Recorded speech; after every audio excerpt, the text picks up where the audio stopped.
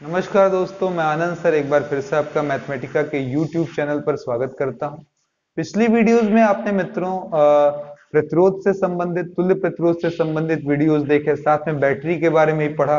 आज हम बैटरी के आंतरिक प्रतिरोध, बाह्य प्रतिरोध, उसके विभवांतर बल और V में संबंध ज्ञात करने का प्रयास करेंगे और उसी की सहायता से हम बैटरी के दोनों बल्कि तीनों संयोजन यानी कि समांतर क्रम, श्रेणी क्रम और मिश्रित क्रम पर चर्चा करेंगे। तो आइए प्रारंभ करते हैं बिना समय गंवाए।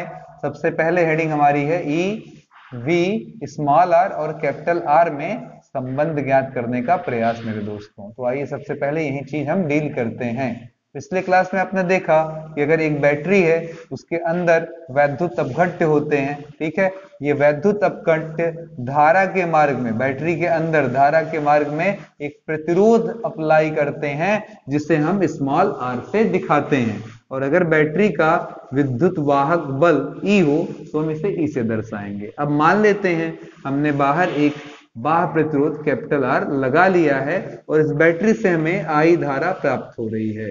तो जो जितना भी हमें विभव मिल रहा है, जितना भी विभवांतर, चाहे वो बाहर चाहे वो अंदर, चाहे बाहर का प्लस या नीचे का माइनस, ये सब कुछ हमें किससे प्राप्त हो रहा है? इस E से, इस बैटरी के विद्युत वाहक बल से। तो हम कह सकते हैं E बराबर सर बाह्य विभवांतर, बहुत ही नॉर्मली मैं बोलूंगा बाह्य विभवांतर, और फिर लिख सकते हैं प्लस आंतरिक विभवांतर। अब पिछले क्लास में हमने आपको बहुत ही अच्छे से समझाया कि धारा जो है बाहरी परिपथ में प्लस से माइनस तक आती है और फिर अंदर ये माइनस से प्लस चलती है, यानी कि यहां भी आई हुआ। तो इस संबंध के आधार पर आप बोल सकते हैं बाह्य विभवांतर कितना?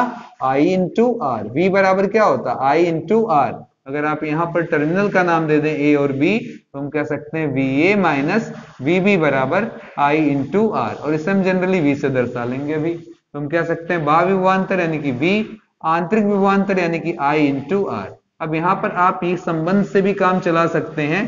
कैसे? आप यहाँ लिख सकते हैं E माइनस वी बराबर आई आर, या फिर आप कह सकते हैं सर I बराबर E minus v by small r. ये भी काम का है।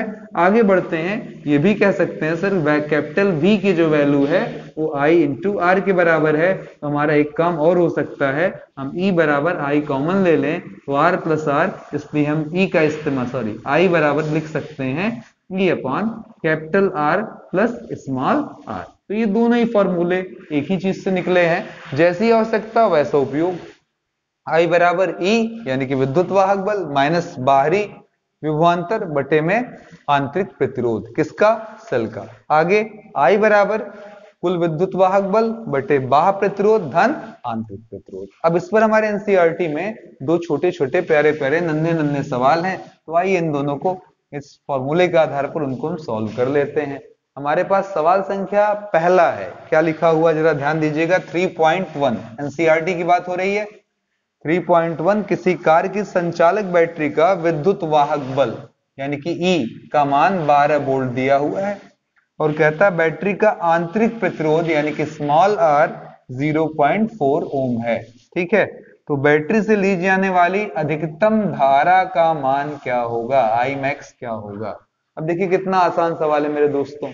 आप आराम से कह सकते हैं सर पहले I बराबर क्या होगा? तो जो होगा sir E upon capital R plus small r। आप ध्यान दीजिएगा इस स्मॉल r का मान 0.4 जो कि काफी कम है और E का मान कितना हमारा 12। अब सारा दारोमदार इस R पर टिका है।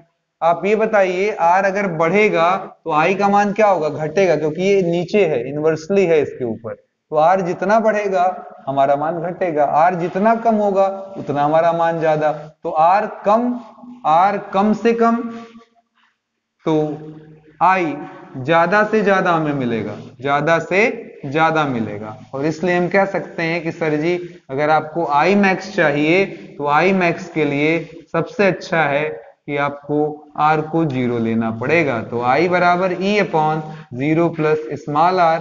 E की वैल्यू 12 है, इसकी वैल्यू 0.4 है, रखेंगे काट कर 4 तियां 12 यानी कि 30 एम्पियर लिख लेंगे। ठीक है, आसान सवाल है। अगले क्वेश्चन की तरफ चलते हैं। अगला सवाल लिखा हुआ है 20 वोल्ट विभवांतर बल के, 20 वोल्ट विभवांतर बल के, ठीक है। बैटरी को, यानी कि ई का मान हमारे पास 20 नहीं 10 वोल्ट, 10 वोल्ट के विभवांतर बल की बैटरी को, जिसका आंतरिक प्रतिरोध 3 ओम के बराबर है, स्मॉल आर हमारा 3 ओम के बराबर है, ठीक है। किसी प्रतिरोध दक से संयोजित किया गया, मतलब आर का मान हमको दिया नहीं है, और कह रहा है उससे जो धारा मिल रही है उसका मान 0.5 एम्पियर है। तो पहले आर बताइए, फिर दूसरा सवाल है टर्मिनल की वोल्टता क्या होगी, अगर बैटरी बंद हो तो टर्मिनल की वोल्टता क्या होगी। पहले तो आर निकाल लिया जाए, फिर वोल्टता निकाल लेंगे टर्मिनल की। अब बताइए जरा, यहाँ पर सबसे पहले हमारे पास जो फॉर्मूला है वो हमारा फॉर्मूला कितने के बराबर है, तो जवाब होता है सर आई बराबर क्या है हमारा, E upon capital R plus small r. इस फॉर्मूले को यूज करेंगे, आई के जगह कितना रख लेंगे 0.5, आगे ई की वैल्यू 10 है और आर की वैल्यू पता नहीं है, स्मॉल आर का मान 3 है, तो एक क्रॉस गुणा होगा, उससे पहले हम इसे काट भी लेंगे, 5 दूना 10 20 आ जाएगा। तो आगे आर प्लस 3 बराबर 20, यानी कि आर की वैल्यू हमारी 17 ओम के बराबर आ जाएगी। अब कहता टर्मिनल वोल्टता, ठीक है, जबकि बैटरी बंद हो, बैटरी बंद है, तो जवाब है सर बैटरी बंद है तो केवल आर ही तो शुरू है, इसकी वोल्टता क्या होगी आई इंटू आर।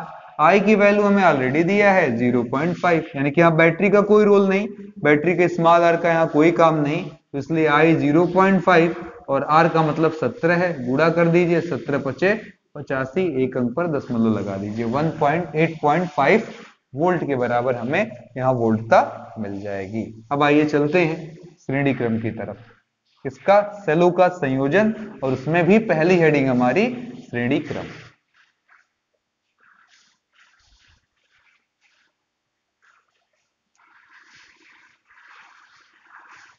सेलों का श्रेणी क्रम, ठीक, क्या करेंगे हम सेल लेंगे, ठीक है, हम सेल लेंगे और उन सेलों को क्या करेंगे आपस में से जोड़ते जाएंगे। पहले तो हम ये देखने का प्रयास करेंगे कि इन सेलों को जोड़ने से हमें तुल्य सेल कितने के बराबर मिलेगा, मतलब अगर हम इतने सेल ना लगाना चाहें तो एक सेल ऐसा बताइए सर जो इन सभी सेलों का काम कर सके, ठीक है।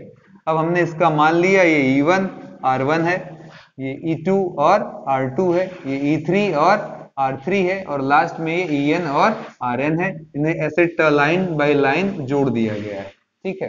अब अगर मैं इस सिरे का नाम 1, इस सिरे का नाम 2, इस सिरे का नाम 3, इसका 4, ठीक है, ऐसे रखते हुए लास्ट तक आऊं तो हमारे पास n बैटरीज हैं, कितनी बैटरीज हैं, n बैटरी, अंतिम टर्मिनल का नाम n-1 और n लिख सकते हैं।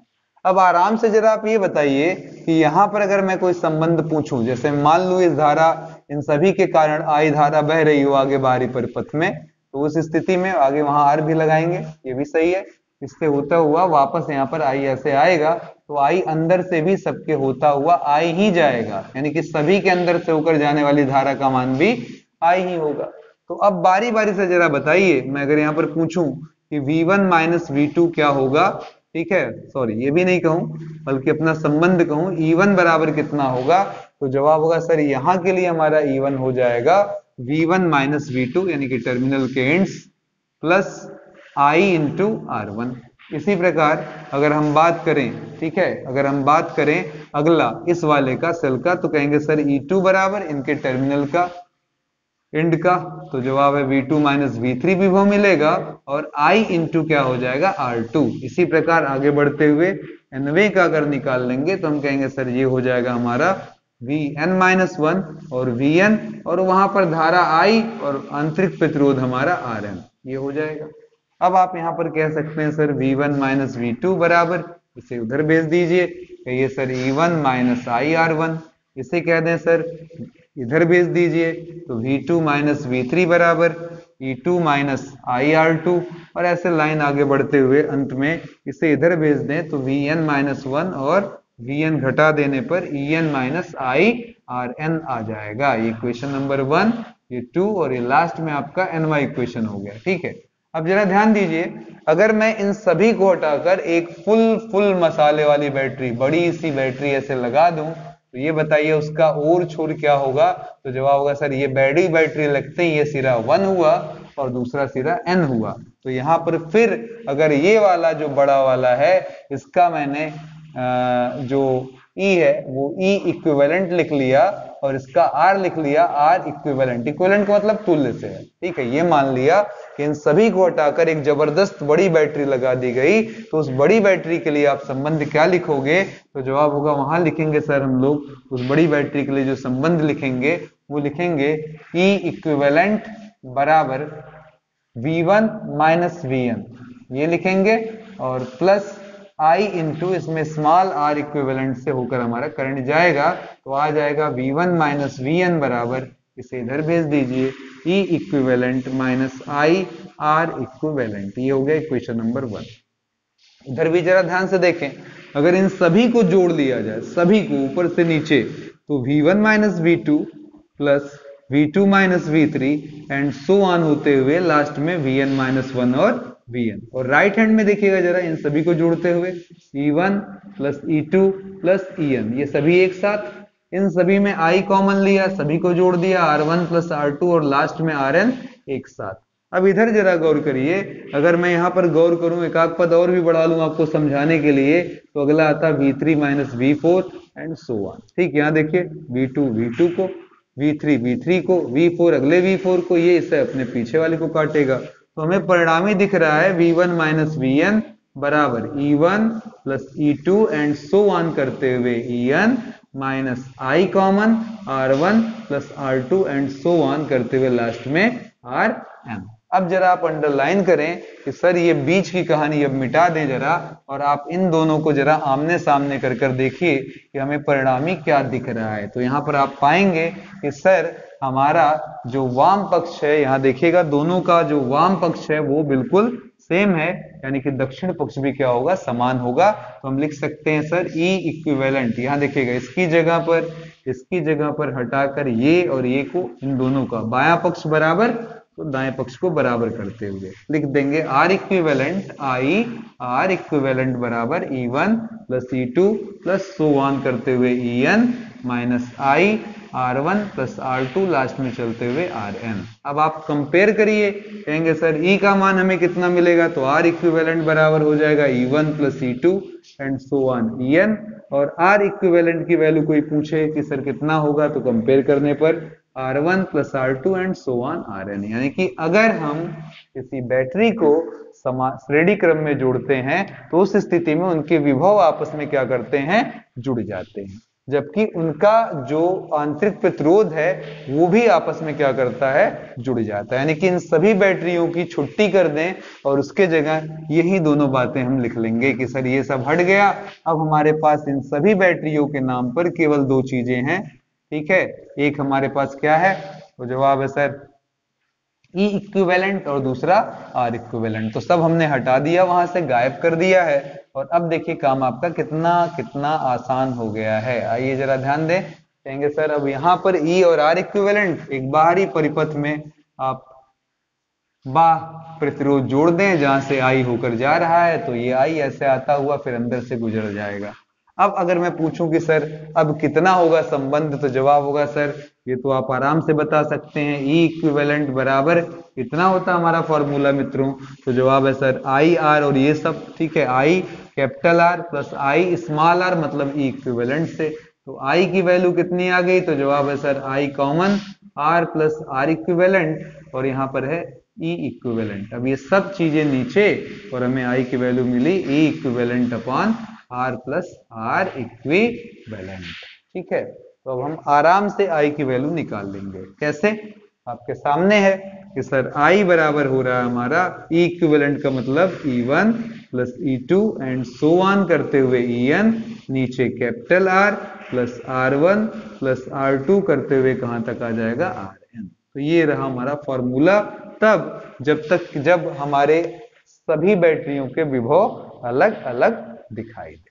ठीक है, अब अगर मन में आपके ये आ रहा हो कि सर जनरली हम बैटरीज जो लेते हैं वो सब एक ही विभवांतर के एक ही विद्युत वाहक बल के बराबर लेते हैं, और सबके आंतरिक प्रतिरोध भी तब समान ही होते होंगे। उस स्थिति में क्या बनेगा हमारा फॉर्मूला? तो जवाब है सर ये केस 1 बनाइए और कहिए सर कि E1 बराबर E2 बराबर E3 बराबर En बराबर क्या लिख लिया जाए? E, और R1 बराबर R2 एंड सो ऑन करते हुए Rn बराबर आर लिख लिया जाए तो यहाँ क्या आएगा, कहेंगे सर ई प्लस ई कितनी बार आएगा, एन बार ऊपर, क्योंकि सबके जगह ही लिखा जा सकता है, और नीचे आर प्लस स्मॉल आर के जगह R1 के जगह आर, फिर R2 की जगह आर, ऐसे करते हुए हम कितनी बार लिख सकते हैं, एन बार। तो ऊपर आ गया एन ई, नीचे आ गया r plus small n r, ये हमारा फॉर्मूला बन गया। अब इसमें देखिए कॉमन सेंस की बात, कभी कभी हमसे पूछता है कि किस प्रकार से इन बैटरीज को उपयोग करें कि हमें महत्तम धारा मिले, तो आइए चलिए उसकी भी तैयारी कर लेते हैं, उसमें कौन सा बड़ा काम है। तो जवाब है सर महत्तम धारा के लिए देखिए अंश बटा हर की चीज में हर जितना छोटा, ये जितना छोटा आई उतना बड़ा, ठीक है। तो इसलिए हम कहे सर जी इसमें दो पोर्शन है, एक आर और एक एन आर, एक बार इसको खूब बड़ा कर देखते हैं, एक बार इसको खूब बड़ा कर देखते हैं, ठीक है। तो हमने कहा सर चलिए आर बहुत बहुत बहुत बहुत बहुत बड़ा है एन आर से, तो मतलब आर प्लस एन आर बराबर लगभग आर ही कहा जा सकता है। क्यों, जैसे 1,00,000 रुपए में हम 10 पैसा जोड़ दें तो आप कहेंगे सर 1,00,010 पैसा, जिसके लिखने का कोई मतलब यहाँ है नहीं, क्योंकि 1,00,000 बहुत बड़ी राशि है। तो इस आधार पर हम कह सकते हैं एन ई अपॉन में आर प्लस एन आर की जगह लेने कौन आ गया, आर। अब यहाँ पर आप ऐसे थोड़ा सा मिटाइए और गौर करिए, ई बाई आर एक बैटरी से प्राप्त होने वाली धारा को दर्शाता है, जबकि आंतरिक प्रतिरोध लगभग शून्य हो, लेकिन पीछे यहाँ n भी लगा है, मतलब वह हमारी धारा n गुना हो जाएगी, यानी कि यहाँ में धारा n गुना होकर मिल रही है, तो हम आई मैक्स कह सकते हैं इसको, यानी कि ज्यादा से ज्यादा। अब हमने उल्टी बात कर ली, हमने कहा सर r की बात मान लीजिए बहुत छोटी हो गई nr से, तब तो हम कहेंगे सर इस स्थिति में R प्लस एन आर का सम एन आर के बराबर आएगा, और तब हमें I मिलेगा एन ई अपॉन में, देखिए इन दोनों का जोड़ कितने के बराबर, एन आर के, तो एन कट गया। अब हमें देखिए केवल E बाई आर मिल रहा है, देख रहे हैं एक बैटरी से मिलने वाली धारा, एन का यहाँ कोई लाभ नहीं, क्योंकि यहाँ एन नाम की कोई चीज ही मौजूद नहीं, यानी कि ये धारा अब हमारी कहलाएगी मिनिमम।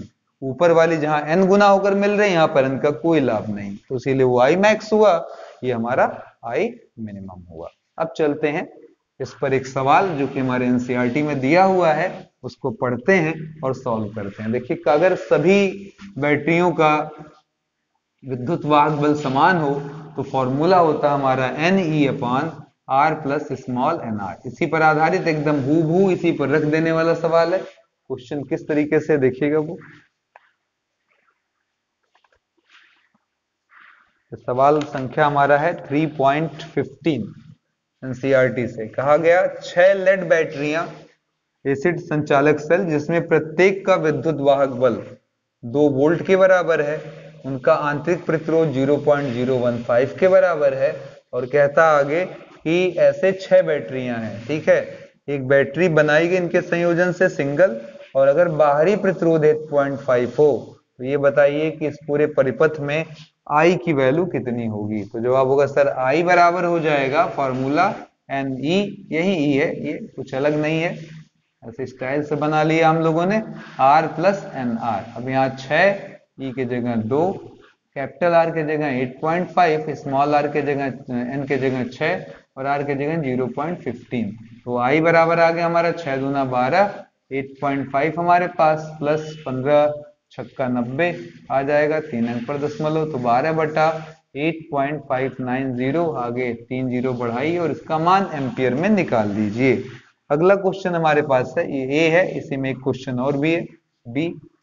एक लंबे समय तक उपयोग में लाए गए सीसा संचालक सेल का विद्युत वाहक बल, ठीक है, 1.9 वोल्ट है, और कहता उसका आंतरिक प्रतिरोध काफी विशाल है, स्मॉल आर 380 है। इसके कहने का मतलब ये है कि स्मॉल आर जरूर बहुत बहुत बहुत बड़ा रहा होगा, किससे, इस कैपिटल आर से, ये दिया हुआ, इनडायरेक्ट मतलब ये हुआ। तो सेल से अधिकतम कितनी धारा हम ले सकते हैं, तो जवाब होगा सर आई बराबर हमारा नॉर्मल फॉर्मूला, अगर एक ही सेल है तो एन का मान यहाँ पर कितने के बराबर हुआ, 1 के, तो यहाँ पर n E capital R plus N r, n के जगह 1 लिखने का कोई मतलब है नहीं। अब यहाँ पर जो मैंने देखा है आपको कि कहा कि सर आर इस, अब यहाँ में नीचे क्या मिल जाएगा, पहले ध्यान दीजिए, E upon r plus r. अब मैं फिर कहूंगा सर आर प्लस आर क्या आएगा, कहेंगे लगभग सर स्मॉल आर, क्योंकि स्मॉल आर बहुत बहुत बड़ा है आर से, तो ई बाई क्या हो जाएगा, केवल आर हो जाएगा। तो अब बताइए जरा, ई की वैल्यू कितनी 1.9 और आर की वैल्यू 380। अब इसको काटिए, यहाँ से 0.10 बढ़ा आगे लिख दीजिए 19/3800 आपका है, जिसको आप काट सकते हैं 19 दूना 38 यानी कि 1/200।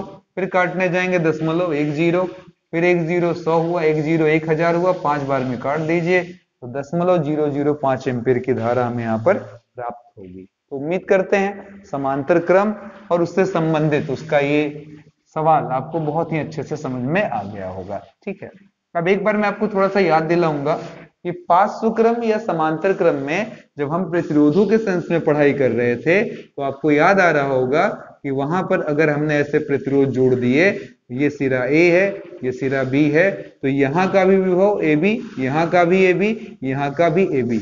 यही कॉन्सेप्ट हमारे पार्श्व क्रम यानी कि बैटरी के पार्श्व क्रम या समांतर क्रम में काम आने वाला है। तो पार्श्व क्रम या समांतर क्रम, ठीक है, पार्श्व क्रम या समांतर क्रम। आइए देखते हैं इसे कैसे हम सॉल्व कर सकते हैं। तो हमारे पास यहाँ बैटरीज होंगी, ठीक है, हमारे पास यहाँ बैटरीज होंगी जो इस तरीके से लगी होंगी, ठीक है, एन बैटरीज ऐसे एक दूसरे के पैरेलल में, एनवी बैटरी हमारी है, ये लगी होगी हमारी, एन बैटरीज है हमारे पास, सभी का E1 R1 E2 R2 और लास्ट में En और Rn। अब इन सभी को हम क्या करेंगे, ऐसे जोड़ते चले जाएंगे।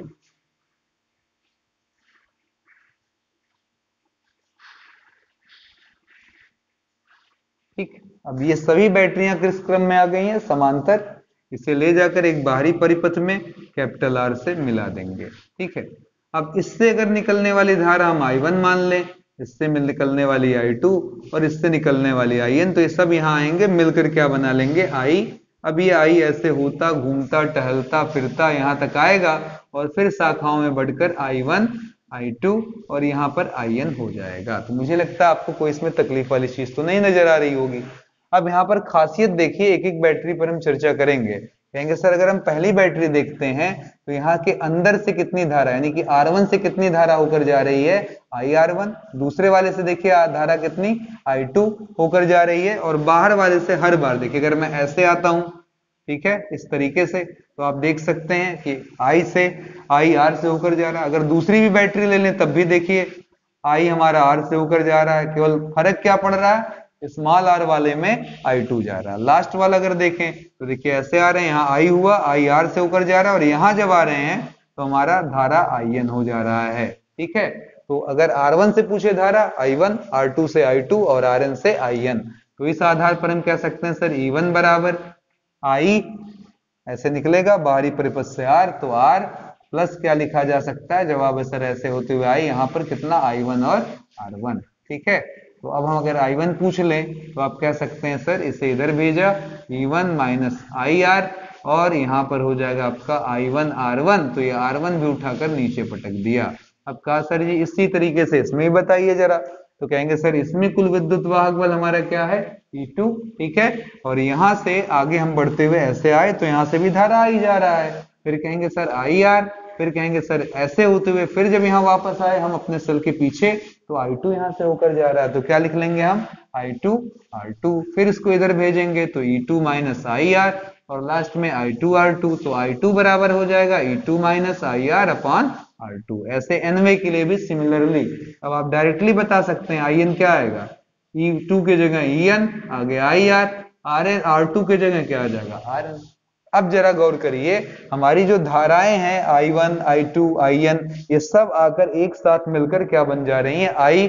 तो हम कह सकते हैं I की वैल्यू है I1 plus I2 and so on करते हुए In। अब बताइए जरा I बराबर क्या है, I1 के जगह सर E1 माइनस IR बटे में R1 था, थोड़ा स्टाइल से लिख लिया मेरे भाई, फिर बोलिए I2, इसको लिखा सर E2, IR था, नीचे हमने R2 दोनों के नीचे लगा दिया। ऐसे लास्ट में हम जाते जाते En अपॉन Rn और IR अपॉन Rn लगा दिए। अब देखिए यहाँ आई, यहाँ आई, यहाँ आई, यहाँ भी आई, सभी को एक तरफ बुला लिया, कहा भैया इधर ही चले आओ, इधर ही चले आओ, इधर ही चले आओ। हमने कहा आई कॉमन, यहाँ 1 प्लस देखिए इसमें बचेगा R अपॉन R1, अगले वाले में R अपॉन R2 और लास्ट वाले में R अपॉन Rn। और इधर क्या बचा, E1 upon R1, E2 upon R2, देखिए ये वाला, और लास्ट में En अपॉन Rn। तो देखिए आसानी से हम सारा डेरिवेशन लगभग निकाल चुके हैं। अब हमें केवल क्या करना है, I के लिए फॉर्मूला यहाँ पर उठाकर लिख देना है। तो आप आराम से देख सकते हैं कि I की वैल्यू कितनी आ गई, I बराबर E1 by R1, E2 by R2 और लास्ट में बढ़ते बढ़ते हमारा En बाई Rn। इसके नीचे क्या आ गया, ये पूरा सिस्टम, यानी कि 1 plus R1 by R by R1, R by R2 और लास्ट में R बाई Rn। अब छोटे सा डिस्कशन पिछली बार की जैसे कि आइए देखें क्या होता है हमारे समांतर क्रम में जब हमारा सभी विद्युत वाहक बल हर सेल का बराबर हो और सबका आंतरिक प्रतिरोध भी बराबर हो। तो स्पेशल केस E1 बराबर E2 बराबर डॉट डॉट En बराबर E और R1 बराबर R2 बराबर ऐसे ही करते हुए Rn बराबर R। तब बताइए I की वैल्यू, तो जवाब है सर यहाँ पर E by R। E by R कितनी बार आएगा, तो जवाब होगा सर N बार। नीचे देखिए कितना आ रहा है आपका 1 plus R by R plus R by R, ऐसा कितनी बार आएगा मेरे भाई, तो जवाब है सर N बार। ठीक है, अब बताइए इसको अगर मैं N बार जोड़ूंगा तो ये N times E by R हुआ और नीचे 1 प्लस N टाइम्स, ये देखिए जुड़ा है हमारा, N times R by small r होगा। ठीक है, तो अब चर्चा करेंगे कि I बराबर, तो जवाब होगा सर लसपा लीजिए नीचे वाले में स्पेशली, तो R आएगा यहाँ ऊपर R प्लस N R। अब ये R को क्या करेगा, काट देगा। उम्मीद करता हूं इसका डेरिवेशन आपको समझ में आ गया है, NE by R plus NR। अब वही पुराना डिस्कशन दो पार्ट में कर लीजिए। एक बार कहिए सर स्मॉल r बहुत बहुत बहुत बहुत बड़ा है NR से, तब हम कहेंगे सर तब आपका R और NR का सम जो आएगा वो कितना आएगा, लगभग स्मॉल r के बराबर। अब इस बार अगर हम ऐसा करता है तो देखिए n बाहर E है, नीचे देखिए स्मॉल r और NR का सम R, तो अब हमें यहाँ n गुना का फायदा मिल रहा है, इसलिए यहाँ पर हम कह सकते हैं m max। इस बार उल्टी स्थिति है, छोटा r बहुत बड़ा हो जाए बाहर वाले r के सम का, तो हमें I max मिल रहा है एक बैटरी के से मिलने वाले धारा का n गुना। और अगर मैंने उल्टा कर लिया, इसको कह दिया सर छोटा है, बहुत बहुत छोटा है NR से, तो I बराबर NE अपॉन R और NR का सम अब इस बार लगभग NR होगा, तो यहाँ नीचे NR लगाने पर NN कट गया। इस बार देखिए हमें N का लाभ नहीं मिल रहा है, इसलिए हमारी ये धारा मिनिमम धारा हो जाएगी। ठीक है, अब चलते मित्रों अंतिम क्रम यानी कि मिश्रित क्रम की तरफ चलते हैं कि मिश्रित क्रम किस प्रकार से निकाला जा सकता है। ये मेरा प्रयास है कि अब हम लोग थोड़ा सा वीडियोस बड़ी करेंगे और प्रयास ये करेंगे कि पूरी टॉपिक यानी कि एक हेडिंग रिलेटेड जितनी उतनी भी। इसी के अलावा मैं अभी आपको जानकारी देना चाहता हूं कि पहले चैप्टर से अब हम लोग रिवीजन वीडियोस भी बनाना शुरू करने वाले हैं, जिसमें हमारी वीडियोस की टाइमिंग जो होगी अप्रोक्सीमेटली 2 आवर्स के आसपास होगी, जिसमें 2 ही वीडियो देखकर आप पूरी की पूरी इलेक्ट्रोस्टैटिक को भी समझ सकते हैं, यानी कि एक चैप्टर में 2 वीडियो में ही हमें सारे मैटर मिल जाएंगे। तो अब चलते हैं अंतिम क्रम यानी कि मिश्रित क्रम की तरफ। अब यहाँ देखिए कॉमन सेंस का मैटर है, एकदम मिश्रित क्रम में क्या होता है, तो जवाब होगा सर ऐसे बैटरी लिया, पहले ऐसे इनको जोड़ लिया। ये कौन सा क्रम आपका चल रहा है, जरा ध्यान दीजिएगा, ये सभी क्रम क्या है आपका, श्रेणी। ठीक है, इसी तरीके से मैंने यहां भी नीचे लगाया, ये भी क्या है आपका, तो जवाब होगा सर ये भी हमारा क्या है, श्रेणी क्रम है। ठीक है, अब बताइए जरा, सभी का E और R मान लिया मैंने, सब क्या हमारा E और R है, E और R इसका भी मान है E और R, सबका विद्युत वाहक बल E, सबका आंतरिक प्रतिरोध R, तो ऐसे ये भी ER, ये भी ER और लास्ट वाला भी क्या ER। इसी तरीके से यहाँ पर N हमने सेल लिए हैं और नीचे की तरफ पंक्तियां जो बनाई हैं वो M पंक्ति बनाई है। तो अब देखिएगा अंतिम पंक्ति, ठीक है, इस तरीके से।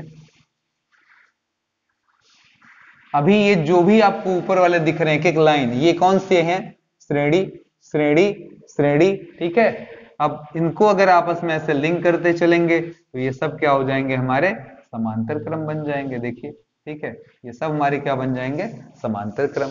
अब जरा पहले इधर वाले का रिजल्ट बताइए कि अगर मैं हटाकर एक सिंगल बैटरी लगाना पसंद करें तो यहाँ पर क्या लगाना चाहिए। तो जवाब है सर सीरीज में हमने पढ़ा, श्रेणी में हमने पढ़ा कि सभी विद्युत वाहक बल जुड़ जाते हैं, सभी आर भी यानी कि आंतरिक प्रतिरोध भी आपस में जुड़ जाते हैं। तो ई को एन बार जोड़ने से यहाँ पर जो अब मिलेगी बैटरी उसका कुल विद्युत वाहक बल एन ई होगा जो तुल्य होगा, और सभी आर को जोड़ने से हमें एन आर मिलेगा क्योंकि आर एन बार है। ऐसे ही नीचे वाले सेल के लिए भी यही बात लागू है, और इसी तरीके से एमवे वाली पंक्ति वाले सेल के लिए भी ये बात लागू है। हर किसी का मान एन ई और एन आर।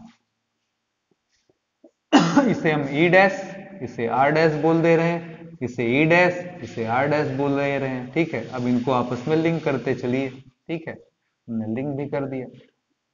अब बताइए जरा, अब जो आपको बैटरी दिख रही है उसका अगर हम तुल्य बैटरी लेना चाहें, मतलब एक सिंगल बैटरी लेना चाहिए, तो क्या जवाब होगा? तो जवाब होगा सर, अभी अभी आपने क्लियर किया कि जब हम लेते हैं कोई भी क्रम, कौन सा क्रम लेते हैं, स्पेशली समांतर क्रम, तो इस क्रम में खासियत क्या होती है, हम हर बार ए से बी तक ही जा रहे हैं चाहे जिस रास्ते से जाएं, तो इन सभी के विभव क्या होंगे, समान, यानी कि जो बैटरी इक्विवेलेंट आएगी वो उतना ही आएगी जितना एक बैटरी का विद्युत वाहक बल होता है। तो यहाँ पर हमारा एन ई ही आएगा ई डैश के रूप में, इसमें कोई प्रॉब्लम नहीं है। और यहाँ पर जो आंतरिक प्रतिरोध आएगा उस पर जरा गौर करें, ये पूरा समांतर क्रम बना रहा है, तो इन सभी का तुल्य प्रतिरोध अगर 1/r डबल डैश बोल दें तो 1/nr पहले का, दूसरा 1/nr यानी कि 1/r1 1/r2, ऐसे कितनी बार होगा? तो जवाब है पंक्तियां m है तो m बार ही तो होगा सर, तो ये हो जाएगा m इंटू 1/nr। इसको उलट देंगे तो ये हो जाएगा nr अपॉन m। तो यहाँ पर हमारा लग गया r double dash nr upon m। अब अगर मान लेते हैं यहाँ हम इसको बाहरी प्रतिरोध r से जोड़ दें, यहाँ से जाने वाली धारा I हो जाए, तो यहाँ से भी अंदर से I ही जाएगा। बाकी फॉर्मूला आप जानते हैं, I बराबर क्या होता है, E अपॉन, या भी बोल दें तो E dash upon capital R plus R double dash, यानी कि ई डबल डैश की वैल्यू कितनी है, एन ई, फिर आर हुआ हमारा आर डबल डैश का मान एन आर अपॉन एम। अब ये एम यहां आएगा, साथ में ऊपर भी जाएगा, तो आई बराबर M N E upon M are plus N R आ जाएगा। ठीक, तो फॉर्मूला तो हमको मिल गया, लेकिन आप जानते हैं मैक्सिमम की कंडीशन हम सब में निकाले हैं कि कब हमें धारा सबसे ज्यादा मिलेगा, तो वो अंतिम प्रयास अभी बाकी है। तो चलते हैं उस अंतिम प्रयास की तरफ। कहेंगे सर आई बराबर क्या है, एम एन ई अपॉन क्या है, m are plus N r. ये मैक्सिमम कब होगा आई का मान, जब ये कम से कम हो। ठीक है, कम से कम हो। इस बार थोड़ा सा मामला कहानी थोड़ा पेचीदा है, इसलिए इसको समझने के लिए थोड़ा अलग से देखें। M are plus N r को हम चाहें तो अंडर रूट एम आर का होल स्क्वायर और अंडर रूट एन आर का होल स्क्वायर ऐसे लिख सकते हैं। ठीक है,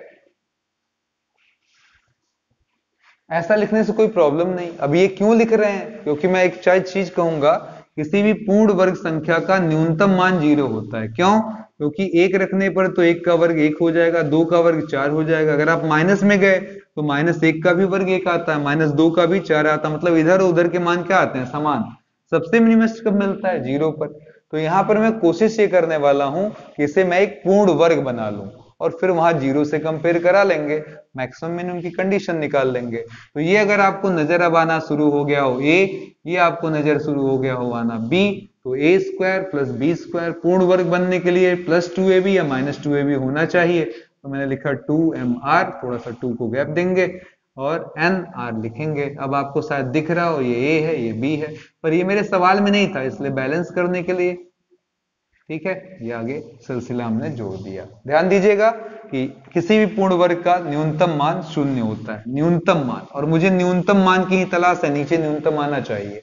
तो अब देखिए यहां से यहां तक का जो सिलसिला है वो आपका क्या बन जाएगा, कहेंगे sir ji A square plus B square minus 2ab यानी कि under root M R minus under root N R का होल स्क्वायर, बगल में 2 अंडर रूट एम आर और अंडर रूट एन आर हो जाएगा। अब बताइए जरा, ये मिनिमस्ट होने के लिए इसकी वैल्यू कितनी होनी चाहिए, 0, इसलिए मुझे ये मिनिमम मिलेगा किसका, m are plus N r की वैल्यू मिनिमम जब क्या होगा, इसकी वैल्यू यानी कि under root M R minus under root N r 0 हो जाएगा।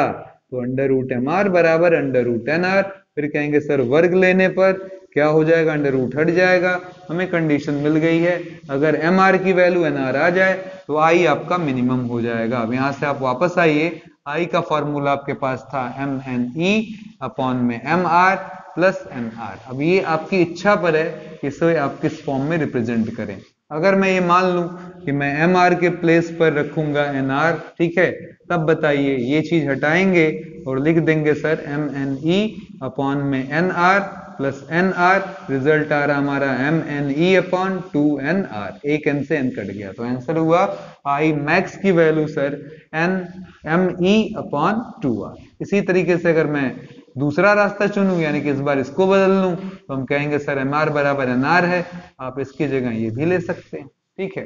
तब बताइए आई मैक्स अब क्या हो जाएगा, तो जो होगा sir M N E upon में M R plus M are.